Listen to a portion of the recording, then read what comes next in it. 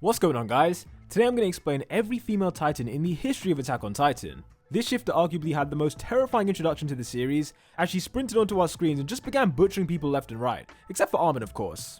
In this video I'll be breaking down the full backstory of the female Titan we know, as well as explaining its true power and commenting on the design of ancient female Titans from the past. However, before we begin, I felt I should give my take on that classic question of whether or not a man can inherit the female Titan. In my opinion, I definitely think a male could receive this shifter, but it would probably end up looking like a skinless version of the Attack Titan. It's important to remember that all of the 9 shifters are derived from Ymir's original founding Titan, and therefore any of the 9 can be inherited by Ymir's descendants. Given that she is the direct ancestor of every Eldian we've seen in this series, with a few exceptions, it means that any subject of Ymir, whether they be male or female, would be able to inherit this shifter if they were to eat Annie's spine. After all, the female only has this name because it displays feminine features when a woman controls it, unlike the Jaw Titan and Cart Titan, which appear gender neutral even when possessed by women. The founder is the only other shifter known to have melons throughout different points in history, but its gender has never been its defining feature. The female, on the other hand, doesn't have an obvious power or history that would make you call it a different name. I mean, the people on Paradise just happened to call it the female Titan because it looked like a woman, and by pure coincidence that was always its official title. Anyway, moving on to its long list of abilities, in order to fully explain this Titan's potential, I will be talking about manga spoilers, so if you don't want to know anything from the second half of the final season, then pause the video now. For the rest of you, let's get into the details, and the first power I want to talk about is the female Titan's hybrid ability. In chapter 133 of the manga, it was confirmed that certain shifters can manifest the abilities of others once they consume a part of that other Titan. Perhaps the most famous example was when the Jaw Titan gained the characteristics and the memories of the Beast Titan after consuming just a single drop of Zeke's spinal fluid. According to Annie, it's especially easy for the female Titan to do the same thing, which is why Marley made her eat all sorts of body parts before the mission on Paradise. Possibly as a result of those experiments, the current female Titan has powers similar to other shifters, such as her Titan crystallization. Eren stated that Annie's crystal was identical to that of the Warhammers, and it's still something that only these 2 Titans have been shown to do. While it is plausible that maybe the female Titan had this ability regardless, we can't rule out the fact that the Titans might have donated a sample of the Warhammer if requested to do so by Marley. Only the tiniest piece would be needed for the female Titan to start manifesting new abilities, so the Titans could have helped out while still keeping the identity of the Warhammer Titan a secret. Another power of the female Titan is its scream, and this version has both benefits and drawbacks when compared to Zeke. The benefit is that Annie's scream literally works on any pure Titan, and allows her to control them to an extent, whereas Zeke's scream only works on Eldians that have consumed his spinal fluid. This means the female can affect a larger amount of pure Titans, but unlike the Beast, she can't create them, nor can she give them detailed instructions on what to do. As far as we've seen, Annie's scream will simply make them go towards her, and if they get the chance then they will just eat the female Titan's body.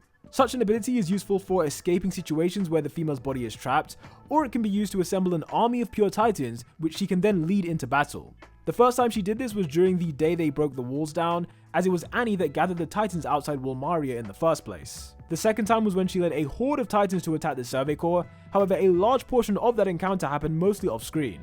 Extra talents of the female Titan include its endurance, which is probably the best of the 9 shifters besides the Cart Titan. Her sprinting speed is also phenomenal, not to mention her precise regeneration, hardening, and agility, which we saw on full display during Season 1.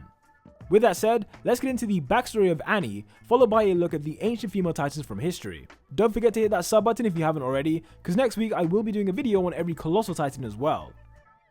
Okay, so Annie's place of birth is not confirmed, but based on context we can assume that it was somewhere on the Malian continent. We know for a fact that she was not born inside the internment zone, as her mother was just a regular person who lived outside the walls of Liberio. Annie was the result of an affair between her mother and an Eldian man, so once a blood test confirmed she was an Eldian, she was sent to Liberio where she was adopted by Mr. Leonhart. Mr. Leonhart had a similar story to Annie, in that he was from another country, but was sent to the internment zone in Mali once his Eldian blood was revealed. His goal in adopting her was to turn her into a warrior, which would grant him the status of honorary Malian, and as we know that brings a lot of benefits, including better medical care. For Eldians living in Mali, it doesn't get much better than that, so from a young age, he would aggressively teach Annie fighting techniques from his homeland. At this point, Mr. Leonhart was simply using her as a tool to achieve a better life, and he didn't truly value her as a daughter. As a result, her childhood was pretty crappy, so once she did become strong enough, she beat him so badly that he couldn't walk straight for the rest of his life. This is why he's often seen with a walking stick, but at the time she beat him up, he was actually happy because it proved she had become the ultimate soldier. After this, Annie became an isolated person with no regard for life, and we see this play out during her time as a warrior candidate, since she rarely socialized with the group and spent time squashing bugs. When she eventually became the female Titan, she was regarded by Marley as the perfect warrior, as she used her extensive fighting techniques to destroy enemy nations. Over the next 2 years, they would feed her body parts from other Titans, which possibly led to her inheriting new abilities like we mentioned earlier. On the morning of the Paradise Island operation, Mr. Leonhart finally apologized, given that he knew there was a good chance Annie would never return. In this moment, he acknowledged that everything he did to her was wrong, and that his status as an honorary Marleyan meant nothing if she didn't come back. He made her promise to one day return to Marley, and this had a profound impact on the rest of the series, as Annie went from not caring about anything to then being motivated to return home. We saw this early on in the mission, where after Marcel's death, she was the one saying they should immediately return back to Marley.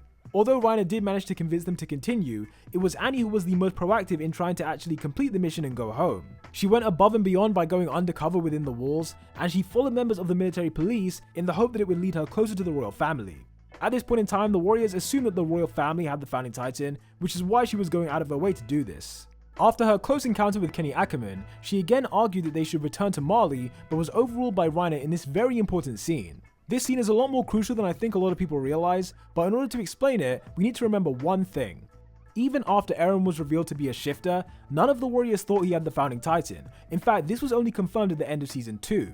As far as they knew, the founding Titan was still in possession of the royal family, and Eren simply had the missing attack Titan that Marley failed to capture. So, the question then becomes, if they didn't think he had the founder, why did Annie go out of her way to capture him instead of trying to complete the actual mission? In my opinion, it all goes back to this conversation, as she is clearly ready to return to Marley after 5 long years on the island. Despite that, Reiner insisted it would be pointless to go back with nothing to show for it. Rather than trying to retake the founder, Annie had basically given up on the main plan and was trying to get Eren instead so she could fulfill what Reiner was saying here. By acquiring the missing attack Titan, it was at least something they could use to maybe claim that the mission was not a complete failure. If they had caught Eren, Annie would have been able to return home to her father and possibly live out the remaining years she has left. That's why she was crying after her defeat, because she knew she wouldn't be able to fulfill the promise to return. Next up, we'll be looking at the ancient female titans from the past, but bear in mind there will be major spoilers ahead, so if you're an anime only and you haven't paused already, then now is definitely the time to do so. The first ancient titan we should talk about is the Screaming One, which was brought back to life and immediately tried to kill Reiner. This shifter was similar to Annie's design in that it had virtually no skin, but some bits of flesh were more lightly coloured than others. Its hollow eyes are a very common feature among female titans, with Annie being one of the few to have her eyes clearly visible.